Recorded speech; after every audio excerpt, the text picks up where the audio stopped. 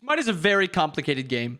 313 items, all varying in strength, and every character can only build half of these items. And in those characters, there's 126 of them, also varying in strength. Same with the items. These items and these gods are always changing, varying in strength. One season they're good, one season they're bad. Some gods dominate all the time. But the one thing that's not changing is how every character wants to play, every role wants to play. ADCs, mid laners, they want to farm, they want to go late. Solos want to win the game as much as possible and even win the game killing the Titan under 20 minutes.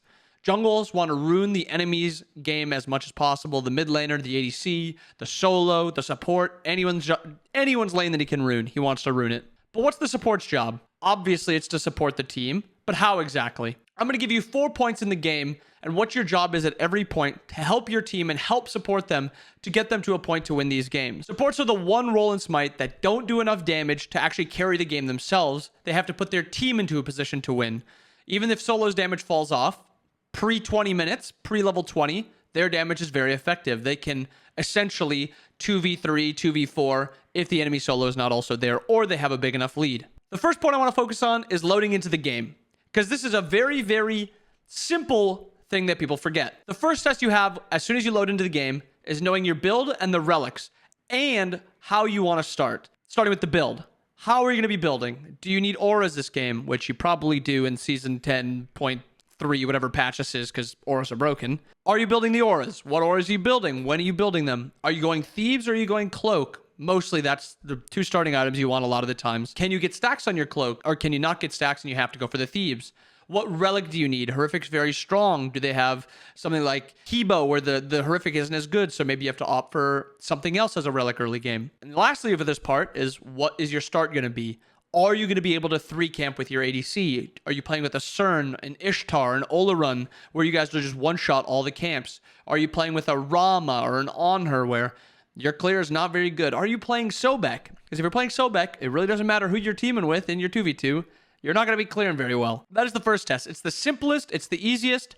It's very, very uncomplicated. The enemy can't mess with you in that time.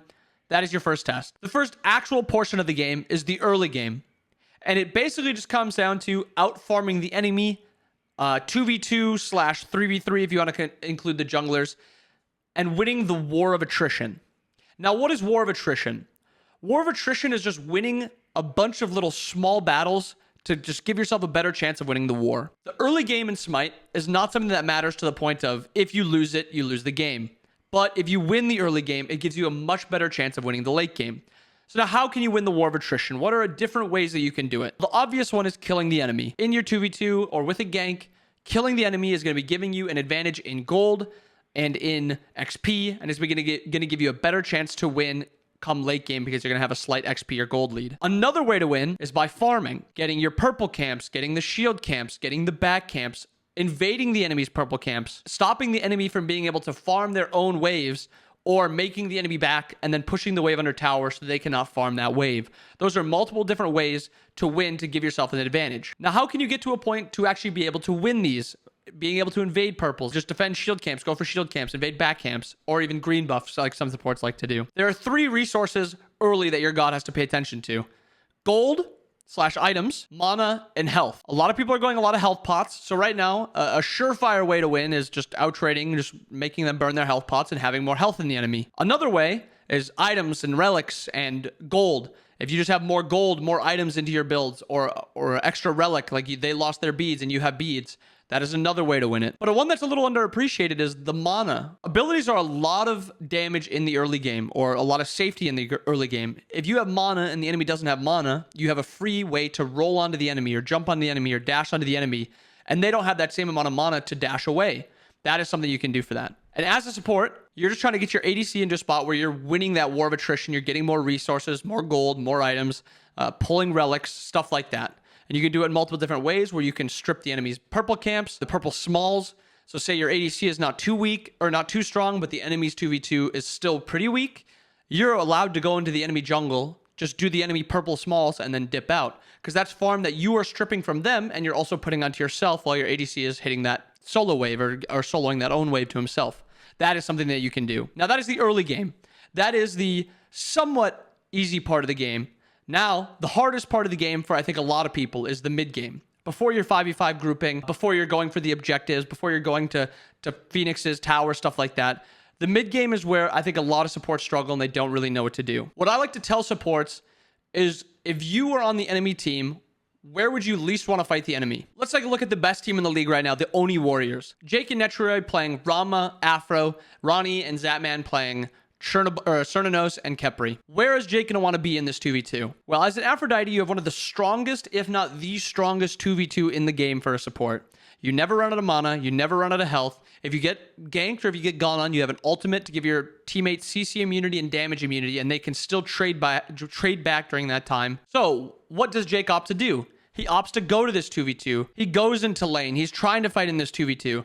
And actually, they're getting small leads through that way. The first level 7 in that duo lane is Netroid. And that's just because their 2v2 is stronger. Jake wants them over there. That's a 2v2 that they win. And if you think about it, if you're Ronnie in that scenario, if you're playing Kepri and Cernanos, where do you not want this Afro? You do not want this Afro in this 2v2 in duo lane because it's not a lane you win. Unfortunately, if you just pick stronger and the enemy forces it on you, it's not something you can really contain. It's something you kind of have to match, kind of slow them down, because if not, you'll maybe bleed out a little bit. But if you have that advantage, it's something you can force. Where would Ronnie want to fight? They're 3v3. Awilix, Hebo, Kepri versus Fenrir, Merlin, Afro. Afro's really strong in 2v2s because her and her teammates are kept safe. Her and her one teammate are kept safe. When it comes down to 3 people, she's a lot less effective. She can only help one of them at a time. So that 3v3 is going to be not as strong for them. While Kepri, he has the ult to help somebody else. He can 2 a teammate. He can pull for CC. He can root.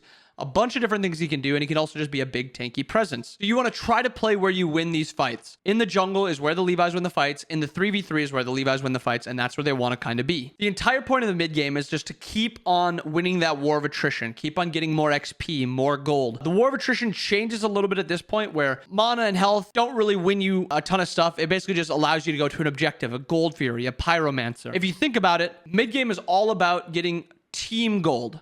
It's not about just getting like a buff. A buff does help, but 200 gold away from the enemy and 100 gold to you because you get less gold on an invade if you didn't know. 300 gold at 20 minutes into the game or 10, 15 minutes into the game is not that effective. But a gold fury, 1200 gold just like that, or a middle tower, 500 gold, a shutdown onto the enemy, that's a lot more gold that changes the course of a game a lot more. This mid game is where you want to be looking for that team gold. So think about towers. If you have a mid laner that's ahead, you want to play for that middle tower. If your duo laner is just absolutely smoking the enemy ADC, you want to play for that duo tower. If it's a little bit too early, if it's pre 10 minutes, I think that's usually my rule, pre 10 minutes. Gold Fury and Pyros are usually just better options. If you can bully out the enemy duo or enemy mid laner, go to the Gold Fury or go to the Pyromancer instead. Obviously, make sure the Pyromancer's up. But that's just a better option usually. Past 10 minutes, you can start looking for towers. Tier 1s mostly. If you're absolutely stomping, tier 1s pre 10 minutes, fine. It's a little risky in duo, but in mid lane, it's always good to get a tier 1 tower. Late game. The entire point of the late game is just to kill the Titan. That is the entire point of it. Does not matter about getting a tier 1 tower. Does not matter about getting Fire Giant. You just want to put yourself in a position to win the game as quick as possible and to kill the Titan. There's different ways to do it. You can play safe ways where you just slowly keep getting smaller and smaller leads, or you can go a little bit riskier. You can force the enemy team to fight you. You can go to Gold Furies, go to Fire Giants, pull them to that Fire Giant. You can play for the Phoenixes.